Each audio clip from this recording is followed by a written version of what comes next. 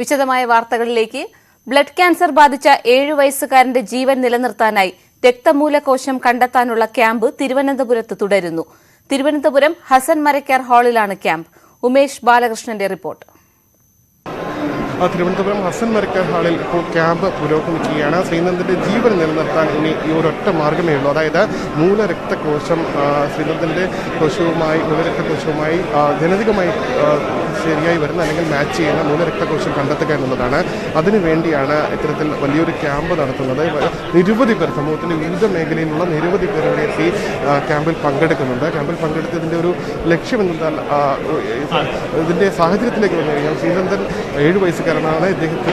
ശ്രീനന്ദൻ്റെ blood cancer ബാധിച്ചതിനെ തുടർന്ന് രക്തം ഉൽപ്പാദിപ്പിക്കേണ്ട മൂലരക്തകോശം നശിച്ചുപോയി. അതുകൊണ്ട് തന്നെ രക്തം ഉൽപ്പാദിപ്പിക്കാൻ കഴിയാത്തൊരു സാഹചര്യമുണ്ട്. ഇനി ഇത്തരത്തിൽ ഒരു ഡോണറെ കണ്ടെത്തി മൂലരക്തകോശം നൽകിയാൽ മാത്രമേ അത് ഒരുപക്ഷെ വീണ്ടും ജീവൻ നിലനിർത്തി മുന്നോട്ട് പോകാനാകും. എന്തായാലും ഇതിന് നേതൃത്വം നൽകുന്നത്, ക്യാമ്പിന് നേതൃത്വം നൽകുന്നത് ധാത്രി ഏജൻസിയാണ്. അതിൻ്റെ ഒരു സാങ്കേതിക വിശദീകരണം തരും. നമുക്ക് പലർക്കും, കാരണം ഈ കേരളത്തിൽ ഇത് കേട്ടിട്ടില്ലാത്തതാണ്. എന്താണ് ഇതിൻ്റെ ഒരു സാങ്കേതിക വിശദീകരണം?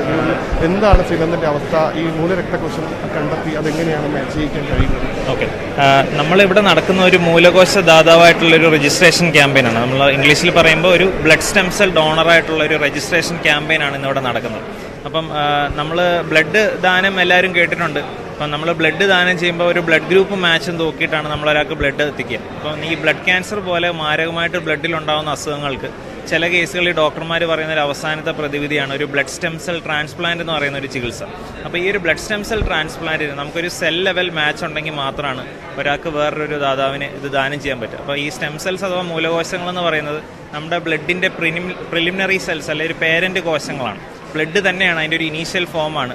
അത് മജ്ജയ്ക്കകത്താണ് കാണപ്പെടുന്നത്. അപ്പോൾ പണ്ട് നമ്മൾ ദാനം ചെയ്യണം, മജ്ജ ദാനമൊക്കെ ചെയ്യണമായിരുന്നു. ഇപ്പോൾ അത് വളരെ സിമ്പിളായിട്ട് നമ്മൾ പ്ലേറ്റ്ലെറ്റ് ദാനം ചെയ്യുന്ന പോലെ തന്നെ നമുക്ക് ബ്ലഡിൽ കൂടെ തന്നെ ഈ കോശങ്ങൾ ദാനം ചെയ്യാം. അതിനൊരു കോശങ്ങളുടെ ലെവലൊരു മാച്ചാണ് ആവശ്യം.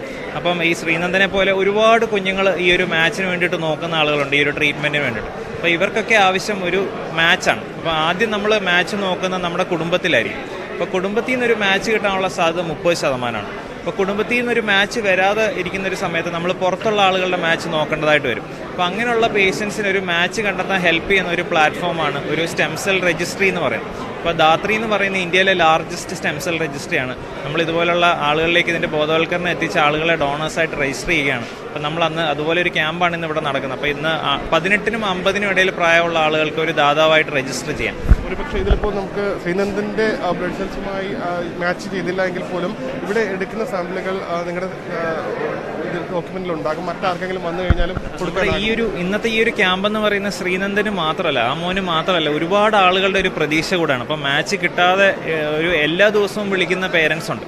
മാച്ച് പുതിയ എന്തെങ്കിലും സാമ്പിളിൽ നിന്ന് മാച്ച് വന്നിട്ടുണ്ടോ, അവരുടെ കുഞ്ഞിനൊരു ട്രീറ്റ്മെന്റിന് വേണ്ടിയിട്ട് വെയിറ്റ് ചെയ്യുന്ന ആളുകളാണ്. അപ്പോൾ അങ്ങനെ ഒരുപാട് ആളുകളുടെ ഒരു പ്രതീക്ഷയാണ് ഈ ഒരു ക്യാമ്പ് എന്നുള്ളത്. അപ്പോൾ നമ്മൾ ഇന്ന് ഇവിടെ എടുക്കുന്ന ഈ സാമ്പിൾ നമ്മൾ ടെസ്റ്റ് ചെയ്ത് നമ്മൾ നമ്മുടെ രജിസ്ട്രിയിൽ കീപ്പ് ചെയ്യുന്നു.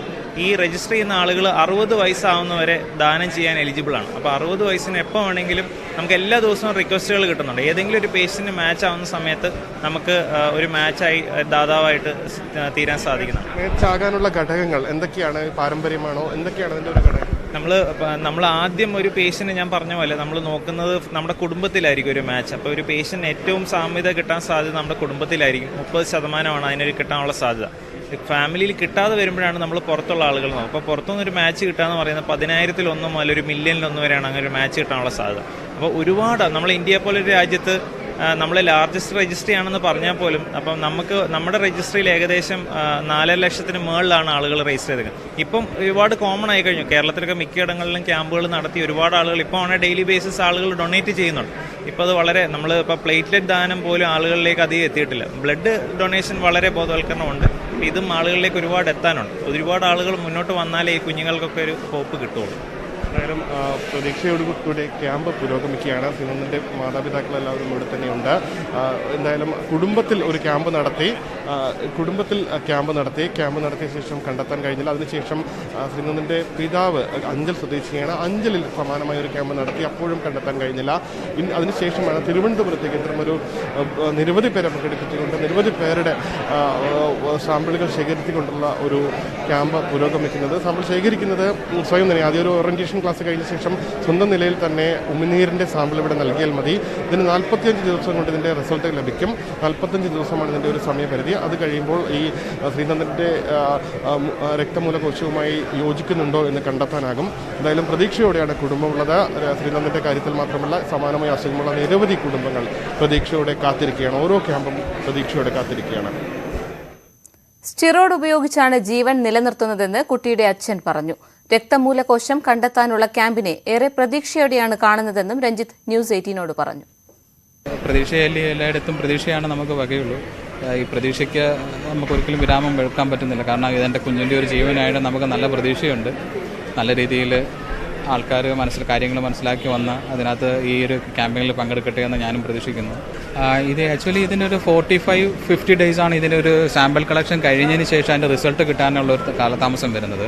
അപ്പോൾ നമുക്ക് അതിനുള്ളിൽ മാക്സിമം ആ ഒരു സമയത്തിനോട് ചേർന്ന്, ഇപ്പോൾ ഫസ്റ്റ് ക്യാമ്പയിൻ കഴിഞ്ഞ് ഒരു 1 വീക്ക് കഴിഞ്ഞ് അടുത്ത ക്യാമ്പയിനാണ് നടത്തിക്കൊണ്ടിരിക്കുന്നത്. അപ്പോൾ ഇതെല്ലാം കൂടെ ഒറ്റ സമയം പോവുകയാണെങ്കിൽ നമുക്കൊരു 45-50 ഡേയ്സിനുള്ളിലേക്ക് സാമ്പിൾ കളക്ഷൻ വന്നു കഴിഞ്ഞാൽ അത്രയും സമയം നമുക്കിതിന് അനുവദീനമായിട്ടുള്ളൂ. കാരണം വെച്ചാൽ നമ്മുടെ കുഞ്ഞിനെ ഇപ്പോൾ നമ്മൾ സ്റ്റെറോയിഡ് കൊടുത്തിട്ടാണ് നിർത്തിയേക്കുന്നത്. നമുക്ക് എന്താ വെച്ചാൽ ഇതാണ് ഇവൻ്റെ മൂലകോശങ്ങൾ മാറ്റിവെക്കുക എന്നത് മാത്രമേ ഒരു ട്രീറ്റ്മെൻറ്റ്. ഇടുക്കിയിലെ വന്യജീവി ആക്രമണത്തിൽ സർക്കാരിനും വനം വകുപ്പിനുമെതിരെ പ്രതിഷേധത്തിനൊരുങ്ങി ഹൈറേഞ്ച് സംരക്ഷണ സമിതി. മലയോര ജനതയെ കുടിയിറക്കി ഇടുക്കി വനമാക്കി മാറ്റാനാണ് വനം വകുപ്പ് ശ്രമിക്കുന്നതെന്ന് ഹൈറേഞ്ച് സംരക്ഷണ സമിതി ആരോപിച്ചു. ഇക്കാര്യത്തിൽ സർക്കാർ ചർച്ചയ്ക്ക് തയ്യാറാകണമെന്നും സമിതി ആവശ്യപ്പെട്ടു. ഇടുക്കിയിലെ മലയോര മേഖലയിൽ വന്യമൃഗശല്യം രൂക്ഷമാണ്. ജനവാസ മേഖലയിലേക്ക് വന്യമൃഗങ്ങൾ എത്തുന്നത് വർദ്ധിച്ചതോടെ ജീവനും സ്വത്തിനും സുരക്ഷയില്ലാത്ത അവസ്ഥയുണ്ട്. കഴിഞ്ഞ ദിവസവും മൂന്നാറിൽ തൊഴിലാളിയെ പുലി ആക്രമിച്ച സംഭവം ഉണ്ടായി. ഇതോടൊപ്പം കാർഷിക മേഖലയിൽ കുരങ്ങിൻ്റെ ആക്രമണം രൂക്ഷമായിരിക്കുകയാണ്. ഏലവും കാപ്പിയും കൊക്കോയും അടക്കമുള്ള വിളകൾ കുരങ്ങുകൾ വ്യാപകമായിട്ടാണ് നശിപ്പിക്കുന്നത്. നിലവിൽ വരൾച്ച രൂക്ഷമായതോടെ കാട്ടാനകളും കൂട്ടത്തോടെ തീറ്റ തേടി കാടിറങ്ങി നാട്ടിൽ തമ്പടിക്കുന്ന സാഹചര്യമാണ്. മലയോര മേഖലയിൽ വന്യജീവികളുടെ എണ്ണം പെരുകി വരുന്നതുകൊണ്ട് അവ ജനവാസ കേന്ദ്രങ്ങൾ ഇടങ്ങി ജനങ്ങൾക്കുണ്ടാക്കുന്ന ശല്യം അത് അവരുടെ കൃഷി നശിപ്പിച്ചും അവരുടെ വളർത്തുമൃഗങ്ങളെ കൊന്നും മനുഷ്യജീവന് തന്നെ ഭീഷണിയായും വർദ്ധിച്ചു വരുന്ന സാഹചര്യമാണുള്ളത്. ഇത് നിയന്ത്രിക്കാനുള്ള സംവിധാനം ഉണ്ടാകണം. ഇതിന് വാഹകശേഷിക്കനുസരിച്ച് ജീവികളുടെ എണ്ണം പരിമിതപ്പെടുത്താനുള്ള നയപരിപാടികൾ രൂപപ്പെടുത്തണം. വന്യജീവികളുടെ എണ്ണം വർദ്ധിക്കുന്നതിനാൽ ആവശ്യത്തിന് തീറ്റയും വെള്ളം ലഭിക്കാത്ത സാഹചര്യമുണ്ട്. ഇക്കാരണത്താലാണ് കാട്ടാന അടക്കമുള്ള വന്യമൃഗങ്ങൾ കാടിറങ്ങുന്നതെന്നും അതിനാൽ വിഷയം ഗൗരവമായി കാണണമെന്നുമാണ് ആവശ്യം. ഇല്ലെങ്കിൽ സമരം നടത്താനാണ് സംഘടനയുടെ തീരുമാനം. ന്യൂസ് 18 ഇടുക്കി. തോട്ടം തൊഴിലാളികളുടെ വിരമിക്കൽ പ്രായം 60 ഉയർത്തിക്കൊണ്ടുള്ള തീരുമാനം ഉടൻ നടപ്പാക്കണമെന്ന ആവശ്യം. തൊഴിലാളികളുടെ ശമ്പള പരിഷ്കരണത്തിനായി ചർച്ച ഉടൻ ആരംഭിക്കണമെന്നും ആവശ്യമുണ്ട്. തോട്ടങ്ങളിൽ ഇടവിള കൃഷി ആരംഭിക്കുവാനുള്ള തീരുമാനം മേഖലയ്ക്ക് ഉണർവാകുമെന്നാണ് പ്രതീക്ഷയെന്ന് പീരുമേട് MLA വാഴൂർ സോമൻ പറഞ്ഞു. തൊഴിലാളികളുടെ വിരമിക്കൽ പ്രായം 60 ഉയർത്തി സംസ്ഥാന സർക്കാർ വിജ്ഞാപനം പുറത്തിറക്കിയിരുന്നു. എന്നാൽ തോട്ടം ഉടമകളുടെ സംഘടന ഹൈക്കോടതിയെ സമീപിച്ചത് പ്രായപരിധി ഉയർത്താനുള്ള തീരുമാനത്തിന് തടസ്സമായി. വിരമിക്കൽ പ്രായം മുൻകാല പ്രാബല്യത്തോടെ നടപ്പാക്കാൻ സർക്കാർ ഇടപെടണമെന്നാണ് ആവശ്യം. തൊഴിലാളികളുടെ സേവന വേതന കരാർ കാലാവധി അവസാനിച്ച സാഹചര്യത്തിൽ കരാർ പരിഷ്കരിക്കാൻ പ്ലാന്റേഷൻ ലേബർ കമ്മിറ്റിയിൽ ചർച്ചകൾ ഉടൻ ആരംഭിക്കണം. ഈ സ്റ്റേ എത്രയും വേഗം നീക്കിക്കിട്ടുവാൻ സർക്കാർ അടിയന്തരമായി ഇടപെടണം. തൊഴിലാളികളുടെ വിരമിക്കൽ പ്രായം നോട്ടിഫിക്കേഷൻ വന്ന തീയതി മുതൽ പ്രാബല്യത്തിൽ വരുത്തുവാൻ നടപടികൾ കൈക്കൊള്ളണമെന്നുള്ളതാണ് ഞങ്ങൾക്ക് അഭ്യർത്ഥിക്കുവാനുള്ളത്. ഏപ്രിൽ 1 മുതൽ തോട്ടം തൊഴിലാളികളുടെ സേവന വേതന വ്യവസ്ഥകൾ പരിഷ്കരിക്കുന്നതിനുള്ള ചർച്ചകൾ പ്ലാന്റേഷൻ ലേബർ കമ്മിറ്റിയിൽ ആരംഭിക്കേണ്ടതുണ്ട്. പീരുമേട്ടിലെ പൂട്ടിക്കിടക്കുന്ന തോട്ടങ്ങൾ തുറക്കാൻ ഉടമകൾ തയ്യാറാകുന്നില്ലെങ്കിൽ തോട്ടങ്ങൾ സംസ്ഥാന സർക്കാർ ഏറ്റെടുത്ത് കൃഷിവകുപ്പിന്റെ നേതൃത്വത്തിൽ തുറന്ന് പ്രവർത്തിപ്പിക്കണമെന്നും MLA ആവശ്യപ്പെട്ടു. സർക്കാരിന്റെ പുതിയ പ്ലാന്റേഷൻ നയത്തിലൂടെ പ്രതിസന്ധിയിലായ തോട്ടം മേഖല ഉണർവിലാകുമെന്നാണ് പ്രതീക്ഷ. ഇടവിള കൃഷി ചെയ്യുന്നതിലൂടെ തോട്ടങ്ങൾ ലാഭത്തിലാക്കാൻ സാധിക്കും. ഇത് ക്ഷീര ടൂറിസം മേഖലകൾക്ക് ഗുണകരമാകുമെന്നും വിലയിരുത്തപ്പെടുന്നു. ന്യൂസ് 18 ഇടുക്കി. ജോലിക്കിടെ വൈദ്യുതാഘാതമേറ്റ് കെട്ടിടത്തിന് മുകളിൽ നിന്ന് വീണ് കിടപ്പിലായ യുവാവ് തുടർ ചികിത്സയ്ക്കായി സഹായം തേടുന്നു. ഇടുക്കി നെടുങ്കണ്ടം ദേവഗിരി സ്വദേശിയായ വിഷ്ണുവിന്റെ കുടുംബമാണ് അടിയന്തര ശസ്ത്രക്രിയയ്ക്കായി പണം കണ്ടെത്താനാകാതെ ബുദ്ധിമുട്ടുന്നത്. പെയിന്റിംഗ് തൊഴിലാളിയായിരുന്ന വിഷ്ണു കായംകുളം കറ്റാനത്ത് ജോലി ചെയ്യുന്നതിനിടെയാണ് അപകടത്തിൽപ്പെട്ടത്. ജോലിക്കിടെ വൈദ്യുതാഘാതമേറ്റ് 2ാം നിലയിൽ നിന്നും താഴേക്ക് വീഴുകയായിരുന്നു. വീഴ്ചയിൽ ഗുരുതരമായി പരിക്കേൽക്കുകയും കഴുത്തിലെ അസ്ഥികൾ ഒടിയുകയും ചെയ്തു. തുടർന്ന് മാസങ്ങളോളം കോട്ടയം മെഡിക്കൽ കോളേജിൽ ചികിത്സയിലായിരുന്നു. നിലവിൽ വൈക്കം ഇൻഡോ അമേരിക്കൻ ആശുപത്രിയിലാണ് ചികിത്സ തേടുന്നത്. സ്പൈനൽ കോഡിലും ആന്തരിക അവയവങ്ങളിലും തകരാർ സംഭവിച്ചതിനാൽ അടിയന്തര ശസ്ത്രക്രിയയിലൂടെ മാത്രമേ വിഷ്ണുവിനെ ജീവിതത്തിലേക്ക് തിരികെ എത്തിക്കാനാകൂ. വിഷ്ണുവിന്റെ വരുമാനത്തെ ആശ്രയിച്ച് കഴിഞ്ഞിരുന്ന കുടുംബം ശസ്ത്രക്രിയയ്ക്ക് ആവശ്യമായ 15 ലക്ഷത്തിലധികം രൂപ കണ്ടെത്താനാകാതെ ബുദ്ധിമുട്ടുകയാണ്. പെടലിക്ക് പൊട്ടലുണ്ടെന്ന് പറഞ്ഞ് ഓപ്പറേഷൻ ചെയ്ത് പെട്ടെന്ന് തന്നെ ഓപ്പറേഷൻ ചെയ്ത് 8 ലക്ഷം രൂപയോളം ആയി. 1 മാസം അവിടെ കിടന്ന് അവിടുന്ന് വീട്ടിൽ കൊണ്ടുവന്ന് ഇങ്ങനെ കിടത്തിയേക്കുക. നെഞ്ചിന് കീഴ്പോട്ട് അനക്കമൊന്നുമില്ലാതെ കിടക്കും. തുടർന്ന് ചികിത്സയ്ക്കായിട്ട് 15 ലക്ഷം രൂപയോളം ആകും. അച്ഛനും സുഖമില്ലാതിരിക്കുക. 10 സെന്റ് ഭൂമി മാത്രമാണ് കുടുംബത്തിന്റെ ഏക സമ്പാദ്യം. നാട്ടുകാരുടെ സഹായത്തോടെയാണ് ഇതുവരെയുള്ള ചികിത്സ നടത്തിയത്. വിഷ്ണുവിന്റെ ചികിത്സാ ചെലവുകൾ കണ്ടെത്തുന്നതിനായി അച്ഛൻ ജയരാജിന്റെ പേരിൽ state bank of India Nedumkandam ശാഖയിൽ അക്കൗണ്ട് തുറന്നിട്ടുണ്ട്. ന്യൂസ് 18 നെടുങ്കണ്ടം. ഏത് നിമിഷവും തകർന്നു വീഴാവുന്ന വീട്ടിൽ ഭയന്ന് വിറച്ചു കഴിയുകയാണ് ഇടുക്കി നെടുങ്കണ്ടം കൽക്കൂന്തൽ സ്വദേശി അപ്പുവും ഭാര്യ വിജയമ്മയും. മഹാപ്രളയത്തിൽ വെള്ളം കയറിയതോടെയാണ് ഇവരുടെ വീട് അപകടാവസ്ഥയിലായത്. പകരം വീടിന് അപേക്ഷ നൽകിയിട്ടും നടപടി ഉണ്ടായില്ല. ഈ റിപ്പോർട്ടിലേക്ക് തിരിച്ചെത്താം. ഇപ്പോൾ പ്രകാശ് ബാബു മാധ്യമങ്ങളെ കാണുകയാണ്. അതിലേക്ക് ഈ സമരത്തിന്റെ മുൻനിരയിലുണ്ട് എന്ന തരത്തിലാണ് അതിനോടുള്ള പ്രതിരോധം, ഈ സമരത്തോടുള്ള പ്രതിരോധം സിപിഎം നേതാക്കളടക്കം പറഞ്ഞിരുന്നത്. എനിക്കറിയില്ല, എനിക്കറിയാവുന്ന കാര്യം.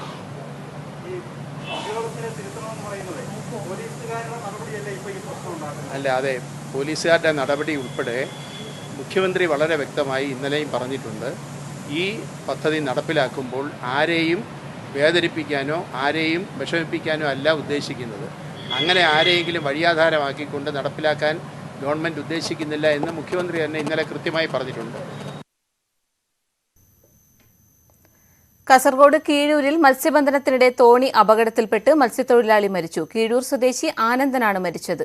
2 പേർ രക്ഷപ്പെട്ടു. വലയിറക്കുന്നതിനിടയിൽ തോണിയിൽ നിന്ന് കടലിൽ വീണാണ് അപകടം.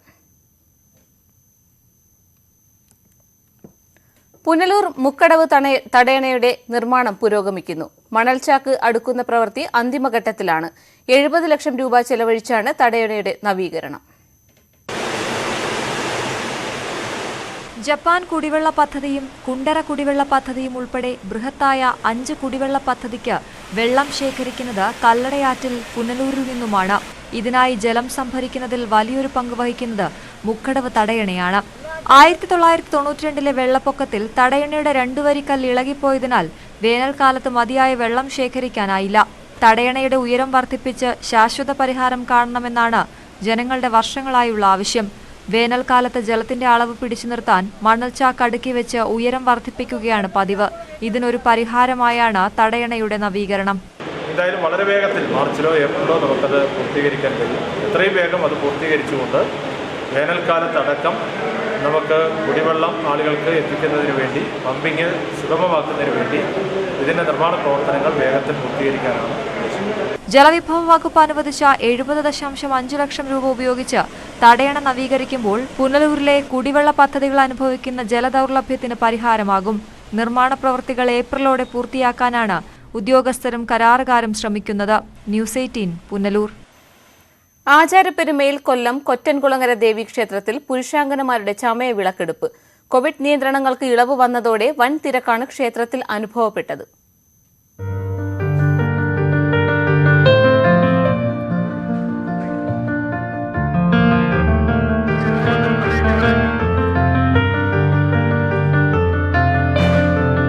എല്ലാ വർഷവും മീനമാസത്തിലെ 10-11 തീയതികളിലാണ് ഐതിഹ്യപ്പെരുമയുള്ള ചമയവിളക്കെടുപ്പ്.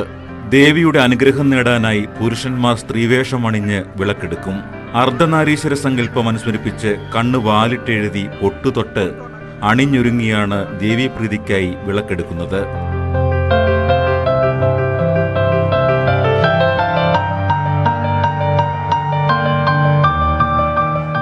ഏകദേശം 9 വർഷത്തോളമായിട്ട് ദേവിക്ക് വിളക്കെടുക്കുന്നു. നമ്മൾ മനസ്സിൽ വിചാരിക്കുന്ന എല്ലാ കാര്യങ്ങളും അമ്മ നടത്തി തരുന്നുണ്ട്. ഓരോ വർഷം വിളക്കെടുപ്പിൽ നിന്നും നമ്മൾ ഓരോന്നും ദേവിക്ക് നേർന്നുകൊണ്ടാണ് ചെയ്യുന്നത്. അത് അമ്മ നിറവേറ്റി തരുന്നുണ്ട്. പിന്നെ മേക്കപ്പ് ഫീൽഡിലാണ് വർക്ക് ചെയ്യുന്നത്. എല്ലാം അമ്മയുടെ ഒരു കടാക്ഷം കൊണ്ടാണ്. ഈ 2 വർഷം കൊറോണയായിട്ട് കിടന്ന സമയത്ത് നമുക്ക് വിളക്കെടുക്കാൻ പറ്റിയിരുന്നത്. എന്നിട്ട് കഴിഞ്ഞ വർഷം ഞാൻ വന്ന് നേർച്ച എന്നുള്ള രീതിയിൽ വന്ന് തൊഴുതിട്ട് പോയി.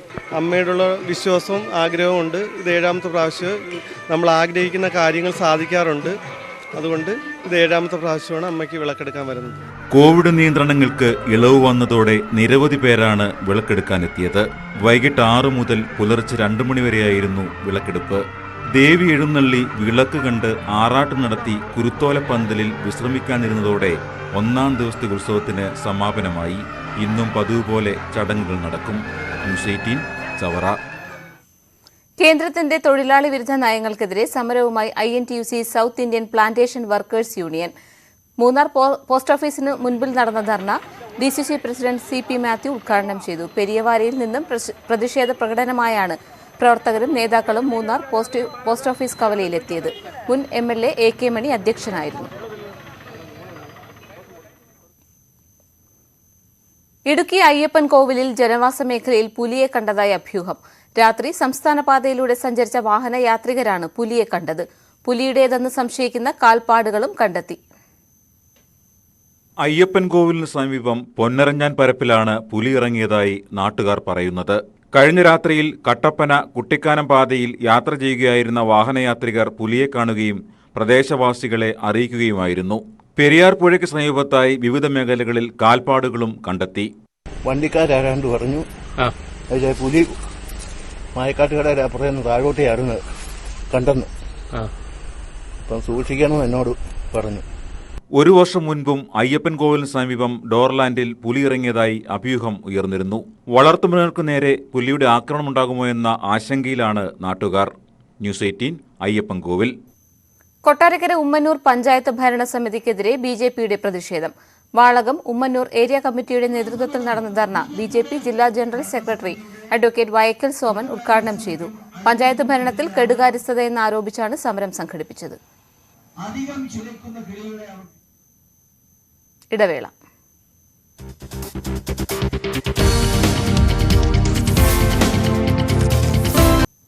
ഏതു നിമിഷവും തകർന്നു വീഴാവുന്ന വീട്ടിൽ ഭയന്ന് വിറച്ചു കഴിയുകയാണ് ഇടുക്കി നെടുങ്കണ്ടം കൽക്കൂന്തൽ സ്വദേശി അപ്പുവും ഭാര്യ വിജയമ്മയും. മഹാപ്രളയത്തിൽ വെള്ളം കയറിയതോടെയാണ് ഇവരുടെ വീട് അപകടാവസ്ഥയിലായത്. പകരം വീടിന് അപേക്ഷ നൽകിയിട്ടും നടപടിയുണ്ടായില്ല. ശക്തമായൊരു കാറ്റ് വീശിയാൽ മതി അപ്പുവിന്റെയും വിജയമ്മയുടെയും ഉള്ളുപിടയും. 2018-ലെയും 2019-ലെയും പ്രളയമാണ് ഇവരുടെ ജീവിതം ദുരിതത്തിലാക്കിയത്. വീട് മുഴുവൻ വെള്ളം കയറിയതോടെ തറ വിണ്ടുകീറി. പിന്നീട് ഭിത്തിയിൽ പലയിടത്തും വിള്ളലുകളുണ്ടായി. വലിയൊരു കാറ്റ് ആഞ്ഞടിക്കുന്നത് ഇരുവർക്കും ആലോചിക്കാൻ പോലുമാകില്ല. ആകെ 3 സെന്റ് ഭൂമിയിലാണ് ഈ കുഞ്ഞു വീട്. തറയും കട്ടിളയും ഭിത്തിയുമായി പല ഭാഗത്തും അകന്നാണ് നിൽക്കുന്നത്. പേരെ മൊത്തം വിണ്ട് കയറിയിരിക്കുക. ഒത്തിരി അപേക്ഷ പഞ്ചായത്തിലെ കൊടുത്തു. ഇതുവരെ ഒന്നും ആയില്ല.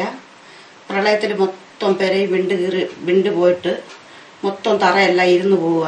മഴയത്താണെങ്കിൽ പേടിച്ച് ഞങ്ങൾ 2 പേരും കിടക്കും. ഞാനും ചേട്ടനും മാത്രമേ ഉള്ളൂ. ഞങ്ങൾ 2 രോഗികളാ ഗുളിയെ കഴിച്ചുകൊണ്ടിരിക്കുക. കൂലിപ്പണിയെടുക്കാതെ ഞങ്ങൾക്ക് ജീവിക്കാൻ പറ്റത്തില്ല. 3 സെന്റ് സ്ഥലമേ ഉള്ളൂ. അതിലൊക്കത്താണ് മഴ പെയ്യുമ്പോൾ പേടിച്ചിട്ട് ചെന്ന് കിടക്കണം. പിന്നെ അവരിവിടെ കിടത്തത്തുമില്ല, പേടിച്ചിട്ട് അവർക്കും പേടിയാ. അത് കാരണം വയലൊക്കത്തെ വീട്ടിലാ പോയി രാത്രി മൊത്തം ഞങ്ങൾ കിടക്കണം. മഴ തൂളുമ്പോഴേ അവർ വന്ന് വിളിച്ചുകൊണ്ട് അങ്ങ് പോകും. മഴ പെയ്യുമ്പോൾ അയൽവീടുകളിലാണ് ഇവർ അന്തിയുറങ്ങുന്നത്. അടുക്കള ഭാഗം ഏതു നിമിഷവും നിലംപൊത്താവുന്ന അവസ്ഥയിലുമാണ്. കൂലിവേല ചെയ്ത് നിത്യവൃത്തി കണ്ടെത്തുന്ന അപ്പുവിനും വിജയമ്മയ്ക്കും വീടിന്റെ അറ്റകുറ്റപ്പണികൾക്ക് പോലും പണം കണ്ടെത്താനാവുന്നില്ല. ലൈഫ് ഭവന പദ്ധതിയിൽ അപേക്ഷ നൽകിയിട്ടും വാസയോഗ്യമായ വീടനുവദിക്കാൻ അധികൃതർ തയ്യാറാവുന്നില്ലെന്ന് ഇവർ പറയുന്നു. ന്യൂസ് 18 നെടുങ്കണ്ടം. കാർഷിക കേരളം.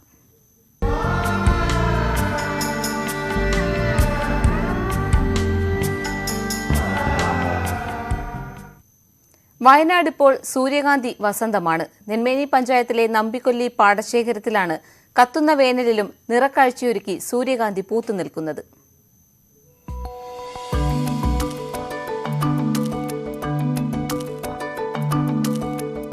കൊടും വേനലിൽ പാടങ്ങൾ വരണ്ടുണങ്ങുമ്പോൾ പ്രതീക്ഷയുടെ മഞ്ഞക്കടൽ തീർക്കുകയാണ് വയനാട് നമ്പിക്കുല്ലി കഴമ്പ് ചൗണ്ടൻ പാടശേഖരത്തിലെ കാഴ്ചകൾ.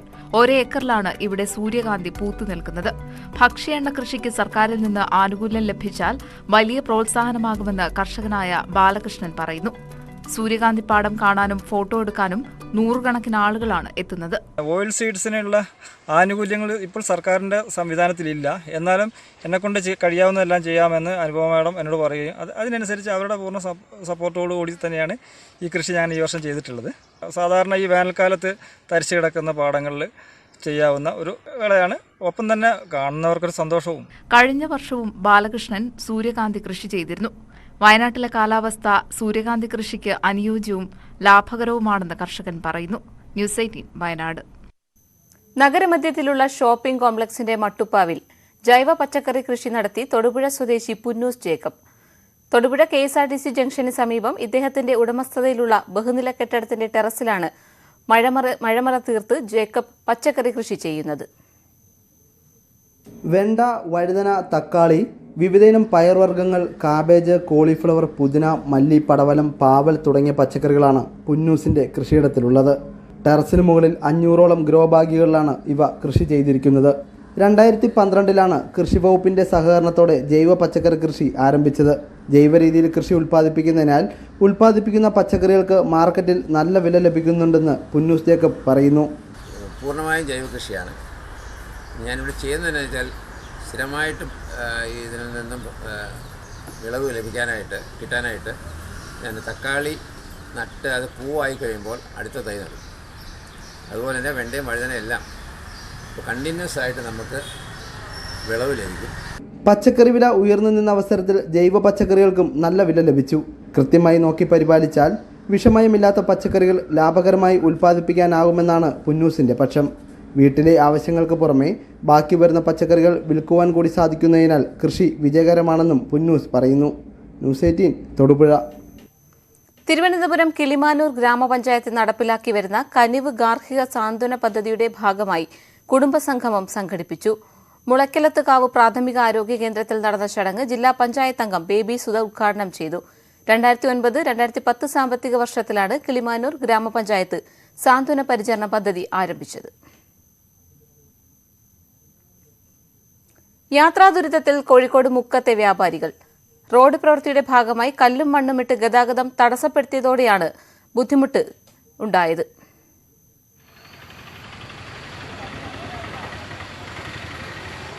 മുക്കം സൗന്ദര്യവൽക്കരണ പ്രവൃത്തിയുടെ ഭാഗമായി നടക്കുന്ന റോഡ് പ്രവൃത്തിക്കായി ആലിൻചുവട് മുതൽ പോസ്റ്റ് ഓഫീസ് റോഡ് വരെയുള്ള ഭാഗമാണ് കല്ലും മണ്ണുമിട്ടത്. ഇതോടെ യാത്ര തടസ്സപ്പെട്ടു. മുക്കം അങ്ങാടിയിലെത്തുന്ന ബസ്സുകൾ വീതി കുറഞ്ഞ ആലിൻചുവട്ടിലെ റോഡിലൂടെ ചുറ്റി വളഞ്ഞു വേണം ബസ് സ്റ്റാൻഡിലെത്താൻ. എതിർദിശയിൽ വാഹനങ്ങൾ വന്നാൽ ബസ്സിന് കടന്നുപോകാൻ വഴിയില്ലാതാവും. ഇതോടെ യാത്രക്കാരും വ്യാപാരികളും ബുദ്ധിമുട്ടിലാണ്. പൊടിശല്യവും രൂക്ഷമാണ്. ഇത് ഒരു ഉത്തരവാദിത്തമില്ലാത്ത പരിപാടിയാണ് ചെയ്തത്. അത് രാത്രി തന്നെ ഇത് നിരത്തേണ്ടി ഇനി ഒരു നിരത്തില്ല. ഇപ്പോൾ പകലപ്പോൾ ബ്ലോക്കാണ്. പിന്നെ പൊടിശല്യം ഉണ്ട് നല്ലോണം. കച്ചവടക്കാർക്കൊക്കെ നന്നായി ബാധിക്കുന്നുണ്ട്. കച്ചവടക്കാരെന്നെ സ്വന്തം നനക്കാണ് ഓരോ ചെലവിൽ. ഇതൊന്നും തിരിഞ്ഞു നോക്കില്ല. മുക്കം സൗന്ദര്യവൽക്കരണ പ്രവർത്തികൾ എഴിഞ്ഞു നീങ്ങുന്നതാണ് ഈ അവസ്ഥയ്ക്ക് കാരണമെന്നും ആക്ഷേപമുണ്ട്. ഗതാഗതക്കുരുക്കില്ലാതാക്കാൻ നടപടി വേണമെന്നാണ് നാട്ടുകാരുടെ ആവശ്യം. ന്യൂസ് 18 മുക്കം. നാട്ടുവർത്തമാനം പൂർണ്ണമാകുന്നു. നമസ്കാരം.